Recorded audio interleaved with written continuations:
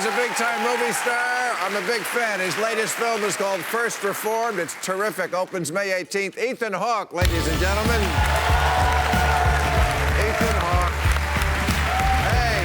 Thanks for having me. I finally got you. You guys are amazing. Thanks for having me. Oh, yes. I finally got you here. It took a long time. I'm such a big fan of yours. I would say I would see you even in a bad movie, but you don't ever do a bad movie. Well, I've done some bad movies. Like, what's a bad one you've done? Well, why would I bring it up on television? I mean, I like the way you think. Right. I was almost on the show for the movie Good Kill. I loved that movie. Yeah, and that movie was...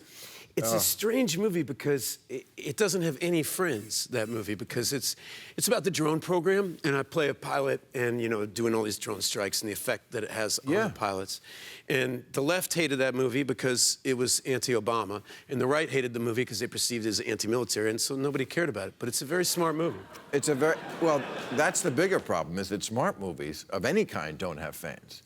Movies, to me, there's only like two kinds of movies. The blockbuster, robots and monsters, and then movies like this that I see in a hotel room. and you have to seek those movies out. I mean, you really do. And that's one of the things that I've noticed more and more is that we're all actually only as good as our time period. We're only really as good as our community and our surrounding. When I think about the movies that I grow up watching, take One Flew of the Cuckoo's Nest or something, like a movie. That movie's a great film, but it was made by a studio. Studio put it out in the malls. Everybody went to see it. It got awards. But now that's an art film, or I don't even know if they would make that film. They wouldn't. Because it's got a sad ending.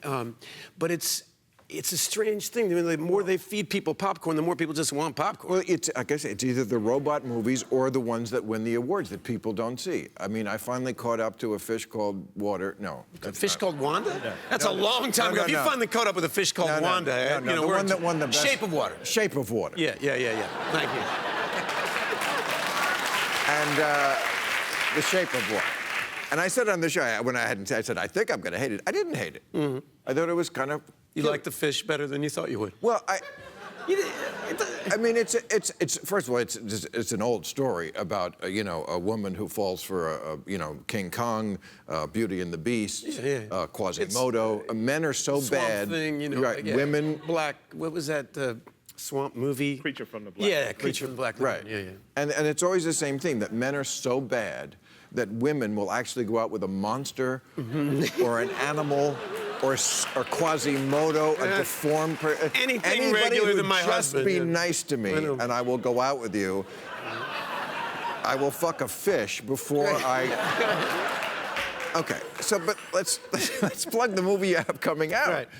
See? It's called First Reformed. Yes, it's terrific. Right? I saw it. I loved it. Yes, because again, it's a movie. You know, I love movies where the character, where you see why somebody changes, and it's realistic. Because that doesn't happen a lot, even in life. So in this movie, you play this pastor, right? I'm not going to give too much of it away, but you give counseling to a guy who is almost on the verge of being what I would call an eco-terrorist. I mean, he is I think he is on the verge of that. Yeah. Right. He's in a serious depression very serious over in the fact that the planet's on fire. Right. He doesn't want to bring a child into this world. How do I explain to my daughter that I brought you into a world that's on fire and nobody cares? And your character, a pastor, and you know, religion very often is not on the forefront of fighting for the environment. Becomes an environmentalist of sorts. I mean, the movie's about more than that, but that part I thought was just terrific. Well, it's written by Paul Schrader, who wrote Taxi Driver, along with many other great films. And he's what I love about it is every now and then a writer, a really fine writer, can give voice to something that we're all thinking about. It's like an unanswerable question. It's something, you know, when you have these thoughts in your head and you're upset and you're watching the TV and you hear people arguing and you want to believe in God and you have faith and you're watching the world and you can't make sense out of it. And art, a great song, a great piece of music, a great movie, can ask the question that will vibrate within you. It doesn't give you an answer. It just gives you access to your own voice. And I think Paul did that with Taxi Driver, and he's done that with many films. And this felt like an honor being a part of this movie because he's speaking to right now.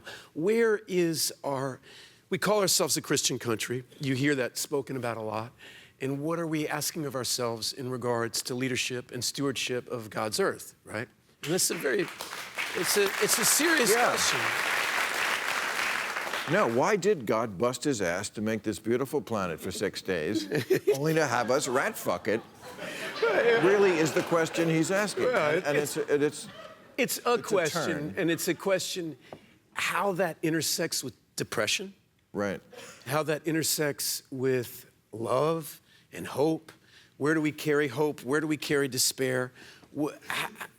What's worth fighting for? And one of the things that's super interesting about the movie is my priest, he's working in an old parish that used to be a part of the Underground Railroad, right? Yeah. And he gives these little tours about the Underground Railroad, and we all come to view social activism, or even zealotry, of what those, the abolitionists were risking their lives, and people thought they were crazy, the same way they might think an eco-terrorist is crazy now. And it's an interesting, Schrader puts my character in a really interesting position, because all day I'm talking about these abolitionists and how much, with the benefit of time, we respect them. Well, what do we were easy to write off these diehard environmentalists, people that are willing to hang themselves from trees or stand in the front of a tank that, there's kids at Standing Rock that don't have good water. We all watching this happen. And what are we willing to do about it? And we're so grateful to those abolitionists now. Well, what are we doing now? It's a good question. It's a great question.